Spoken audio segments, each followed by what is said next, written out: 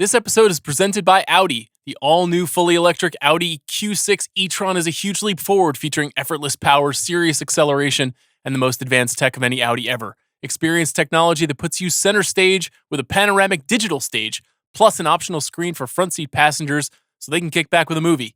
Q6 e-tron is not just a new EV, it's a new way to experience driving. Learn more at AudiUSA.com. Always pay careful attention to the road and do not drive while distracted.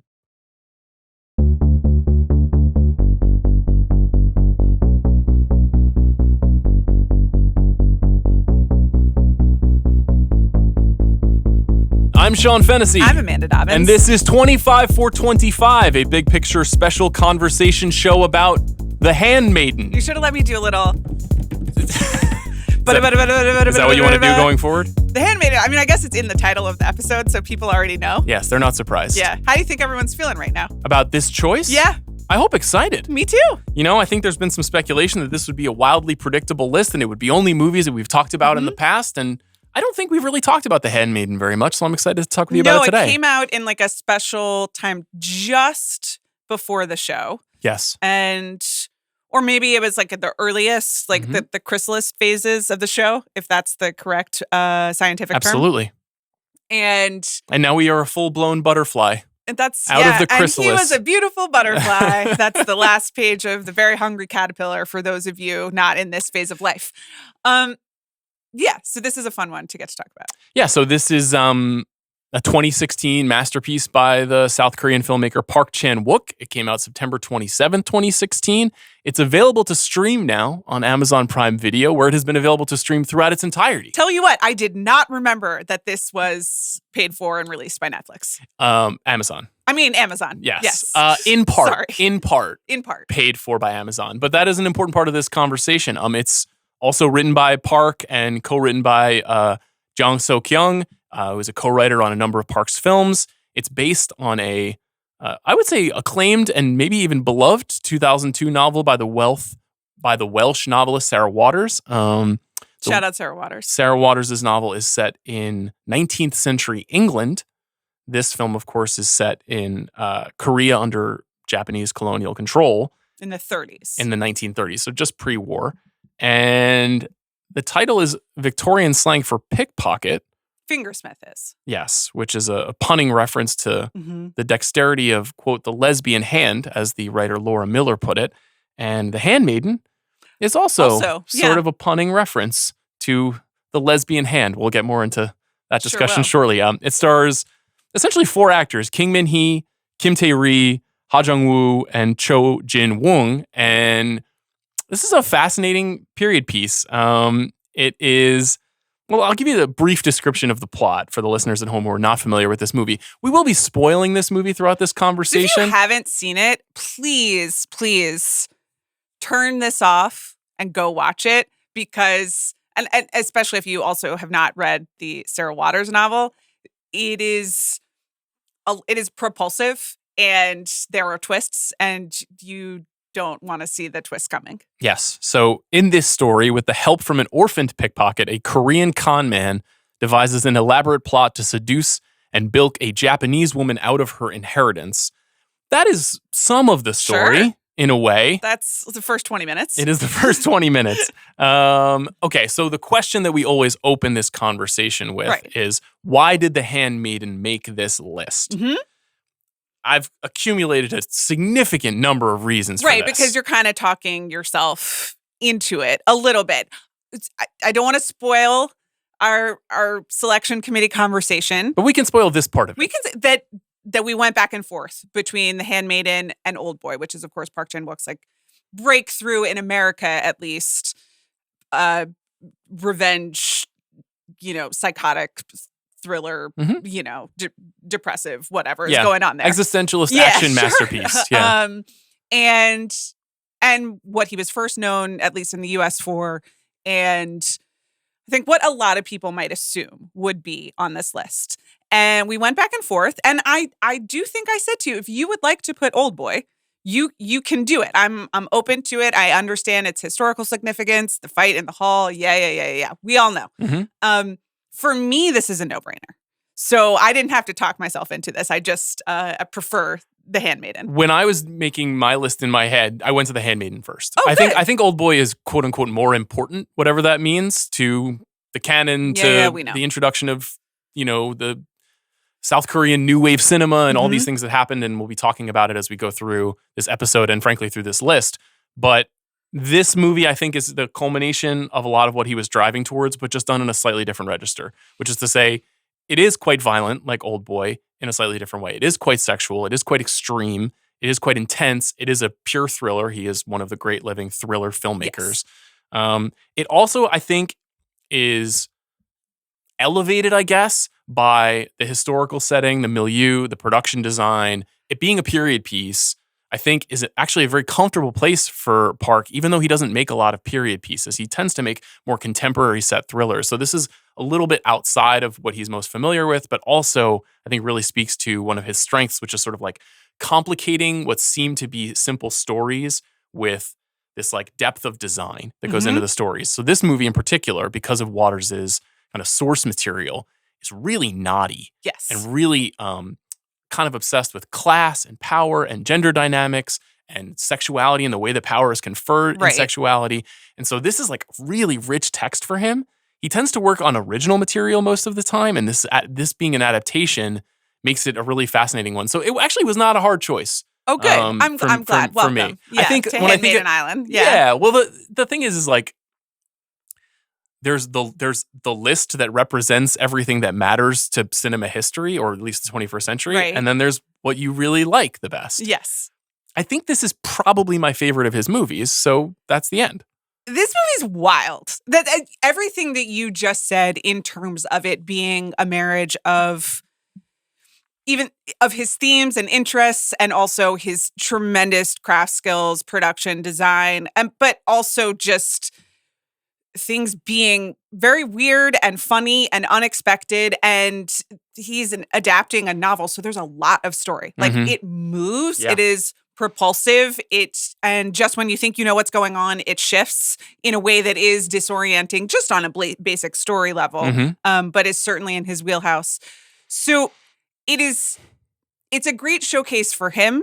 And as you said, kind of an elevation for him, but this movie is so fun to watch. Yeah, it feels like a page turner. Yeah. It is an erotic thriller. And that's another thing. Like, we don't really have another erotic thriller on the list that I can think of off the top of my head, at least not yet. This is one of the reasons why I felt like it was an important addition to the list, which is the sort of lurid but classy drama, right? AKA erotic thriller. It's something that in the 21st century, the United States basically punted on. Sure, it kind of went out of fashion. We no longer made them in the same way that we did in the 80s and 90s. And across Europe and Asia, they have persisted. We've had Stranger by the Lake, Blue is the Warmest Color. We've had Black Book. We've had The Skin I Live In. The works of Luca Guadagnino. Every single one. So bless you. There have been a lot of examples of these kinds of movies that have proliferated. I think this is probably the best of the best. And so it's also an interesting space to show us like really transgressive images. In this movie, you see lashed asses, you see scissoring women, you see the like tongues interconnected, interwoven in emotional and sensual poses. Like it is. See, there's real innovation in camera angles used during sex scenes. And there has been, as there is with all movies featuring any type of sex, some conversation about whether this is exploitative or quote unquote liberating, especially because the majority of the sex scenes, like the actual sex, as opposed to just a tremendous amount of weird porn. Yes. Literature, painting. Literature. Yeah, sure. But I mean, it is a sort of prehistoric porn. Yeah, it's old school pornography. Pre-video. The way we did it back in the day, kids, before the internet. When you draw two stick figures banging each other. But the actual, like, the sex acts that you see, which, by the way, you do, are all between two women. Yes. And they are photographed with gusto, and many people rightly feel with cliche bordering on exploitation. I just think that it's kind of exciting, and there is that inventiveness, even the camera angle, which is, going in a certain way. Yeah. The headshot. But what you're seeing is someone's face and someone's enthusiasm at being there as opposed to the actual, canal, for lack of a better word.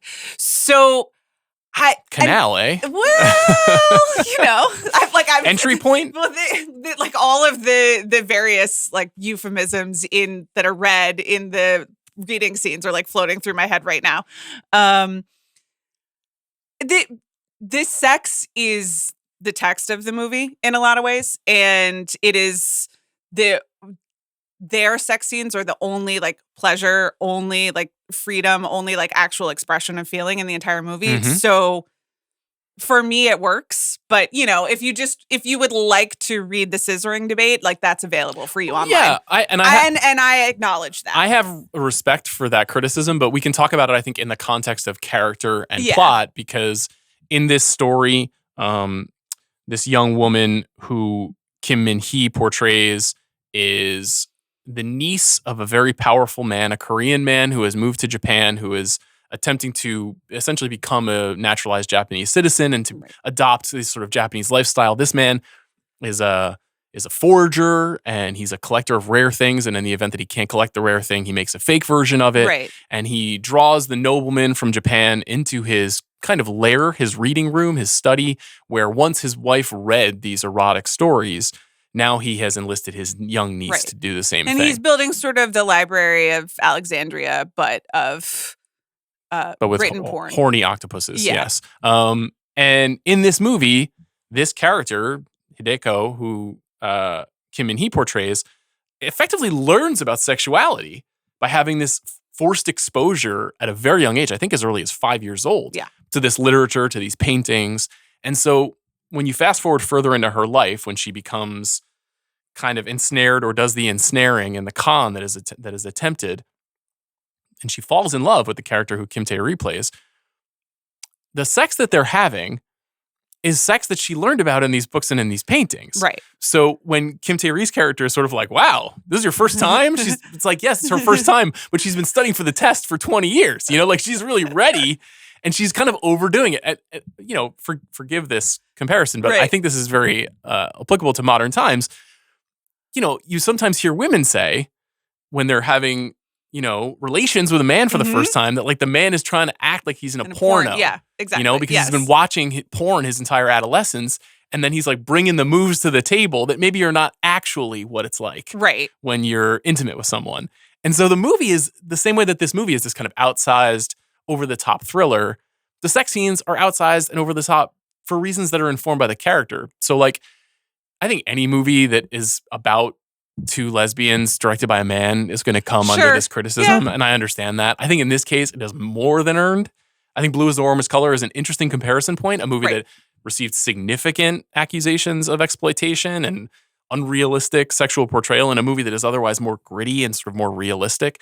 This is this Grand Guignol period piece with all of this wild design and hands being cut off and bleeding from orifices and all this wild stuff. It's a Park movie. And I do also think, and spoiler alert, like the end and the sex and the whole engine of the film does move towards these two women being able to do whatever they want together outside the auspices of men, outside the auspices of all like the weird expectations of porn. And they even kind of like use something from a prior scene and a prior reading is like repurposed to signify that they're like on their own doing, having a great time just themselves, which is not often the case in like queer cinema. And the women especially are often like punished for finding each other and having a great time. No. So this is an awakening. Yeah. This is an act of rebellion and independence. Like it is a very kind of up-feeling version of this story, even though it is kind of depraved in how we eventually get to the conclusion. And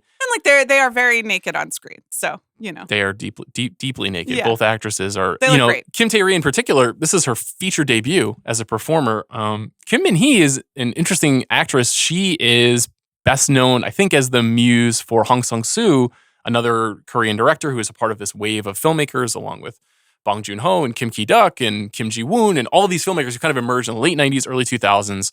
They all aren't making the same kinds of movies. Like Martin Scorsese describes Hong Sang-soo as the Woody Allen of Korea, in part because he makes a movie every year. Those movies return to very similar themes. Kim Min-hee is in a lot of those movies.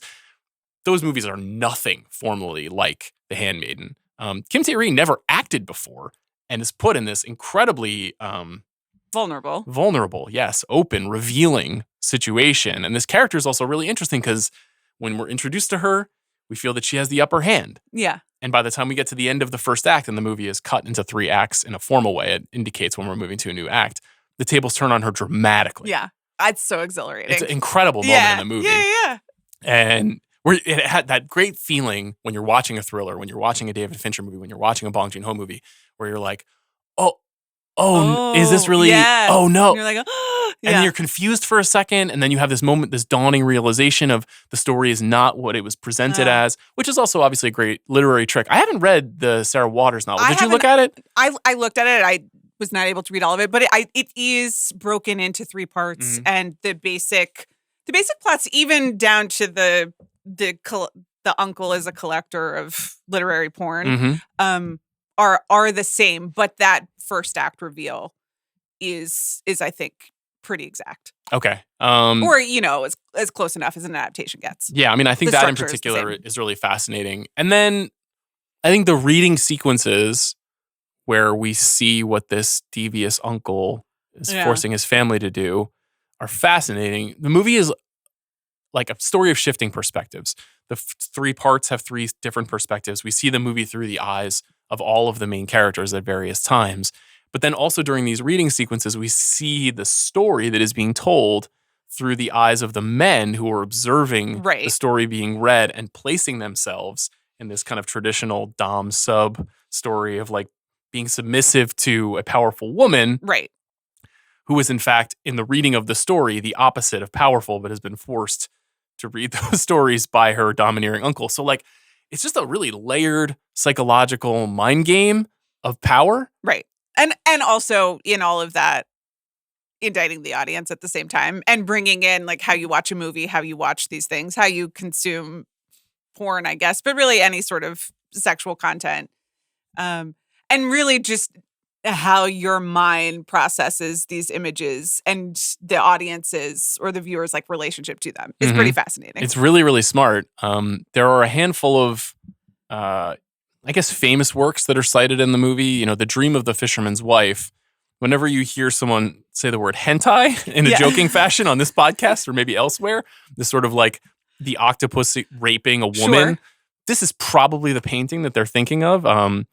Katsushika Hokusai is the artist, a Japanese artist of the Edo period, and there's a direct reference to this painting in the film. I was gonna Google this, and then who was the politician that was like searching hentai, but then typed it into the Twitter search bar instead? I was like so afraid that I didn't do it. I was just kind of like, I'm gonna trust Sean on this one. I did link to it so you could take a look at it in the document. However, the site that I used to link was fineartamerica.com. Okay, all right. So hopefully, in the event that someone goes browsing in my cookies, they see that I'm just looking at a piece of fine art. This is actually a shower curtain from this image. Oh, okay. Normal. Here you can see. Okay, yeah. So it is a very famous image. As soon as you see it, you would recognize it. But also imagine showing up at someone's house and that's on the shower curtain. Yes. The Plum in the Golden Vase, I think, is the story that Hideko's character is reading during the movie, which is a Chinese erotic classic. Okay. Not one I've previously read before. Well, maybe I'll look into it as I go forward. The other thing that I like that is sort of a reflection of that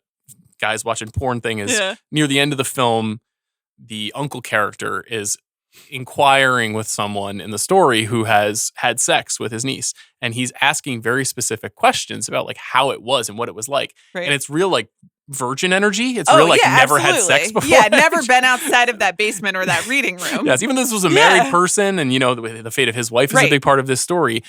That feeling of like, or even just the sick perversion of hearing details, especially for a person in your family. The whole movie is very, very twisted, but very entertaining in that way. Well, in some ways, it's just about like, how do people get off, and like what gets people off. Totally. And so, and in that context, the 2 women having sex together is the purest version, right? It is. And I think Whether or not this is a love story or a sex story, I think is an interesting question. Yeah, for me, I think it's more of a sex story, but more that's of a sex story, okay. I mean, there is, again, spoilers. There's also this end of the second act has a reveal as well, which is like equally exhilarating. And, that kind of famous line, like, my Tamako, my Suki. And there is like some romance to that. The score in this movie is tremendous. And like, like a bit melodramatic and sweeping in keeping with the rest of the film.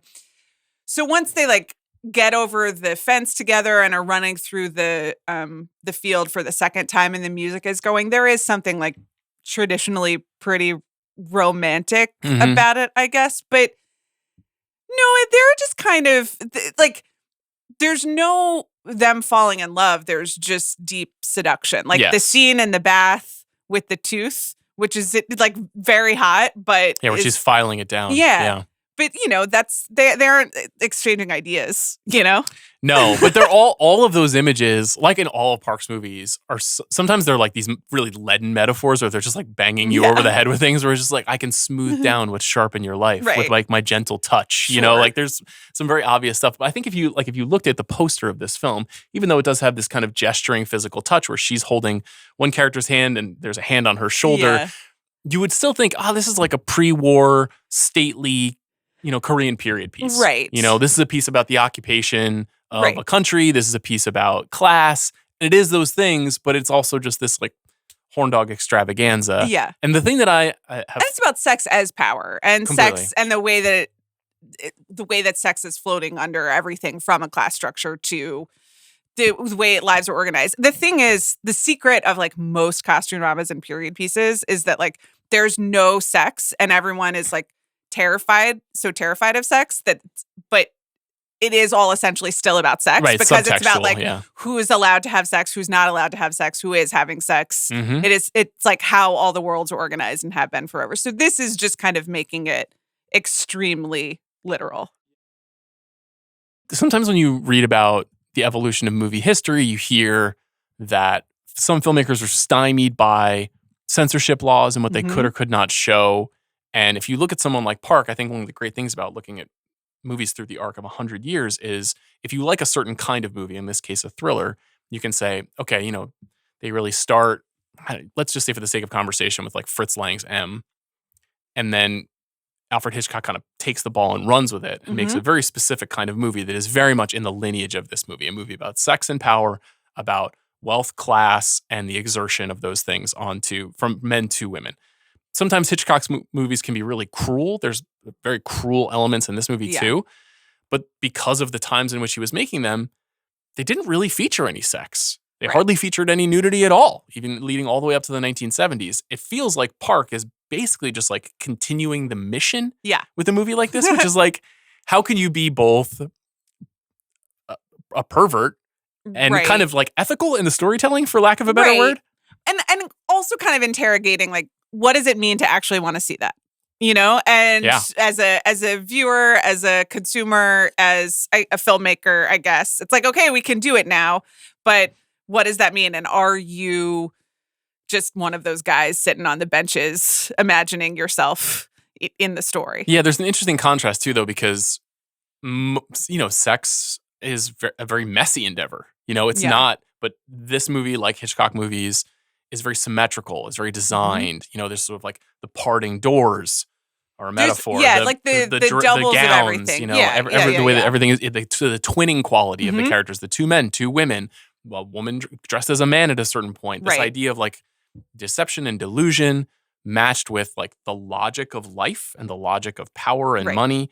So this is like really, really heavy stuff. For Park, it's kind of interesting in the arc of his career too, because I think up until this point, even though Old Boy is this kind of legendary movie, the Vengeance trilogy is beloved by fans of Asian cinema, I still think of him as basically like pre-Last of the Mohicans Michael Mann until this moment, where Michael Mann, like in the 80s, made a very specific kind of like grimy, grounded, with the exception of The Keep, like hard-bitten crime story.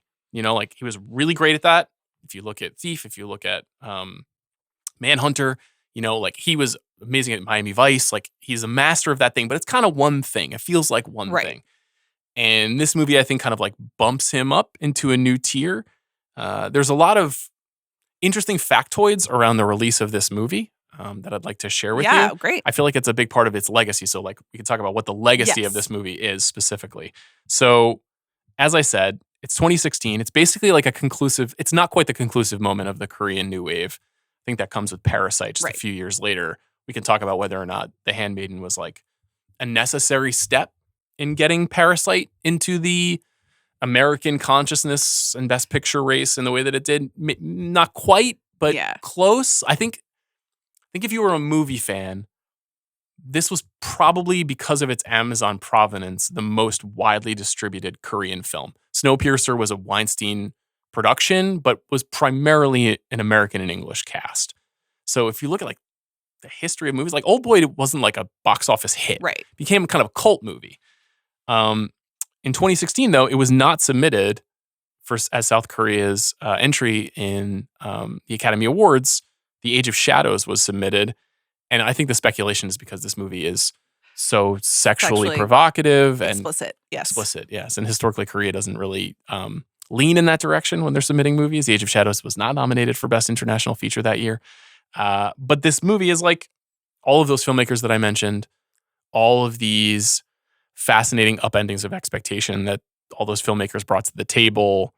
The fact that it is like such a classy affair, even though it's full of all of this I guess devilish energy. Sure. Some of it is just like it uses the trappings of what we understand as, classy. It just has incredible costumes. The house is one of the great movie houses in terms of like making, I guess, form as function, or of just using the house to represent visually what's going on in the movies. It's like half English manner, half Japanese. It feels like a completely new kind of design. Yeah. All the doors are, as you said, like there's one scene where the two women go through like 3 sets of sliding doors, and then the camera like swoops over. They're using the architecture to tell you something about what's going on in the story. But again, that involves just a lot of old-fashioned paying attention to how things look. The colors are, very like rich and beautiful. The score has the traditional. I do feel like it's using all of the materials of like our very classic costume drama-y Oscar bait, and then just like completely messing with them, which is exhilarating. Yeah, it's the finery of Pride and Prejudice and Wuthering Heights and all of those stories, but with something much more illicit underneath. The movie is in this interesting tradition. In the 60s, there was a brief period in Korea and South Korea where censorship bans were lifted. And so the movies that came out in the 60s are very different from the ones you would find in the 70s or 80s. So there's a movie that Scorsese, again, has talked about a lot, that Bong has talked about a lot, that is clearly a huge inspiration on this movie. It's called The Housemaid. Not so far afield from the American title of this movie. It's a Kim Ki-young movie that's about a young woman who goes to work for a wealthy family and then kind of blows things up from the inside out. And it's interesting to think of this as like almost like a capstone on that kind of a story, especially because most of the Korean New Wave films almost all of them are made by men. Right. And most of them feature male leads, Sung Kang-ho and Lee Byung-hun, and a lot of actors being stymied is a theme you see pretty frequently. So like to your point about the female women pursuing and achieving independence, not really at the heart of a lot of these stories too. Well, so, not really at the heart of any cinema anywhere. Very, very good story. Very, very good point. The Amazon thing is really interesting to me. Before we were doing the show together, I was writing about movies on a regular basis. And I've cited this story a couple times now because it feels really relevant the last 12 months. But Amazon and Netflix sort of invaded Sundance in 15, 16, and 17. And they kind of picked up the ball where a lot of movie studios were starting to drop it in terms of distributing independent movies and trying to make them into big hits and Oscar fodder and so forth. We understand this now, like having charted the progress of Cannes, for example, as like the breeding ground now for potential Best Picture winners. But Amazon, which was operating under Ted Hope's guidance, longtime independent film executive, this is what they did in 2016. They picked up Manchester by the Sea Jim Jarmusch's Patterson, Todd Solondz's Wiener Dog, Whit Stillman's Love and Friendship, I know a favorite of yours, Nicholas Winding Refn's The Neon Demon, and Woody Allen's Cafe Society, in addition to The Handmaiden, which was co-financed by CJ Entertainment, which is this big Korean company that, funds Bong's movies and others. But at the time, I think I was very skeptical of this because of what ultimately happened, which was like, what happens when they lose interest in these kinds of movies? What happens to these kinds of movies? And we're finding out what happens. Nobody buys them and then they don't get made anymore.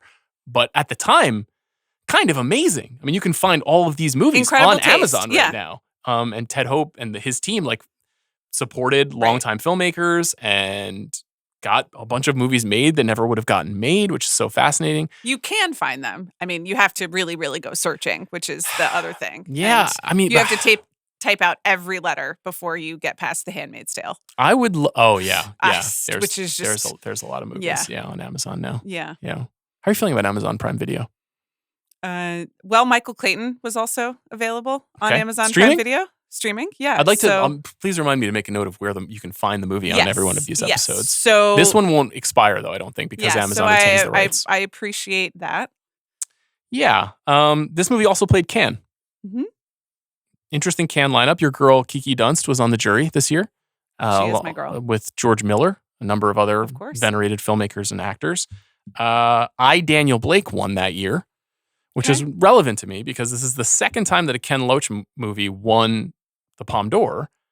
And Asghar Farhadi's The Salesman won Best International Feature that year, which is the second time that he won after a separation in 2011. Both times, Park blanked. That's on them, It is on them.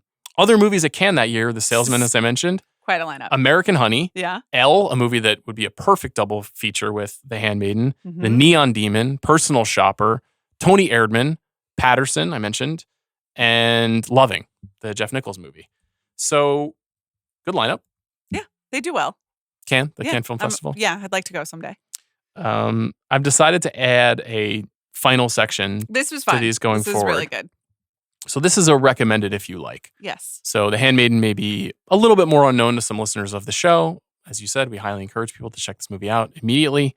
I just came up with these off the top of my head. It's really good.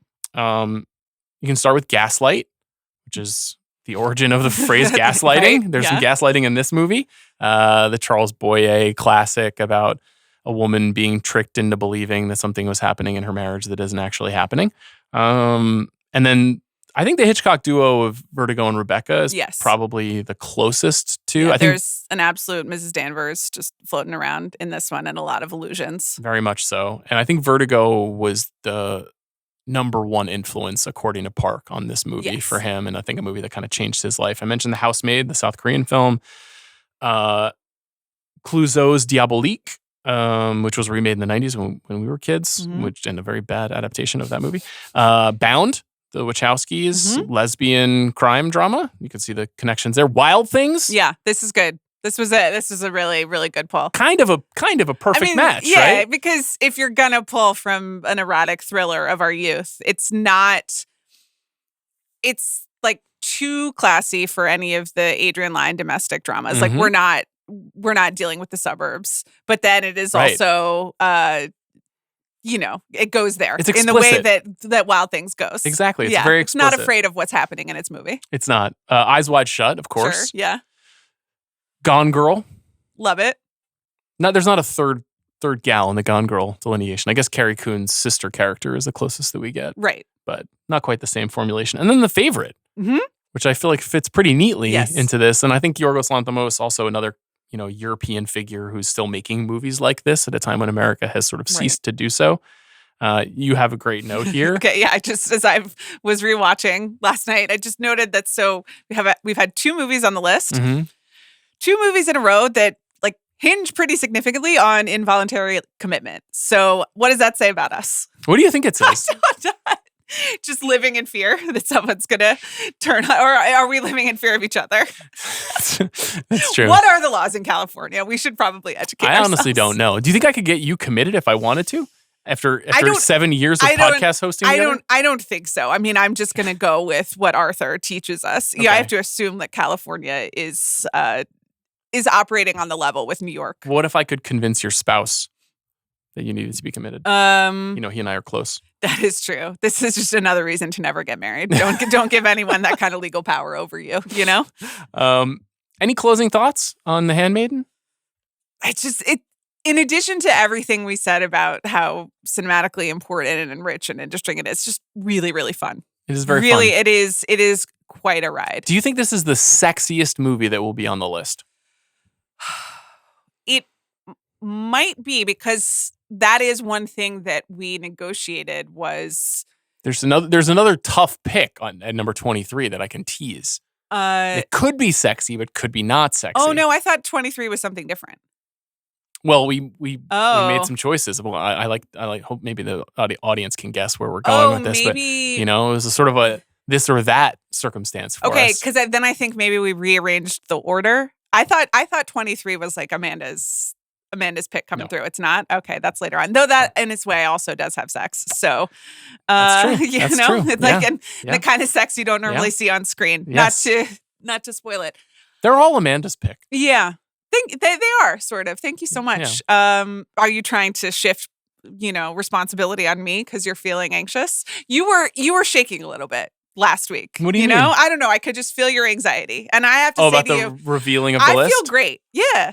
I feel good now. I feel fine. Okay, now. good. Yeah. I'm glad. I feel like now that it's out, we're on the journey together. I think I just needed to get my head around the fact that just like everybody's going to hate it no matter what, and that's just what it is. I have heard from people in my life that I care about who really like it. You know what's been interesting is I got feedback from a lot of people who are like, I've never seen Michael Clayton. So I'm like, okay, if that's the case, then this will do some good. Yeah, I also just have been straw polling people in our lives who know us and listeners of the show. And I'm like, what do you think number one will be? And it's not totally, I don't think the list is as obvious as you and I felt that it was. The psycho fans of the show will be able to predict it very closely. Yeah. Anybody else will have no idea. Okay. Which is fun. And the list in general, I feel it will be interesting. It's great. I love it. Okay. I'm having a great time. I am too. What an interesting time this is. I'm about to take a bit of leave from the show. Oh, yeah. So congratulations to you. Thank you. Well, I'll still be working. Unfortunately, I'll be traveling. But thanks to Bobby Wagner and Jack Sanders for their work on today's show. Amanda will be hosting the next couple of episodes. Yeah. Do you want to tease? Do you want to wait? I mean, I think Friday might be my masterpiece, and then Monday, Bobby, Jack, and I were cooking up something very special. I don't want to spoil out there, but I just want to say it's going to be a big look for both my guys. Some people. I see you, Jack, through the little screen. Someone's going to be on camera. There we go. I look forward to. I'm going to Boston. Yeah. For you going to go to the town? Rewatchables tour. Am I going to go to the town? Well, yeah, because you're screening a bunch of... The town of Boston? No, the screening of the film, The Town. I go to the screening. Yeah. I don't actually know which screenings we're going to yet, because at some of them we're going to talk either before or afterwards and do like, not mini pods, but just like Chris and Bill are going to do some chats, maybe Rosillo as well. Okay. Yeah, I'm looking forward to it. I haven't been to Boston in 15 years. The Town is the one that I would buy tickets for, obviously. What about the Friends of Eddie Coyle? I hope you guys have a great time in Boston. Boston. I'll be on a plane for that one, unfortunately, so I'm going to have to miss that too. But yeah, it should be fun. And, good luck. Have a great show. Thanks. Okay. See you guys soon.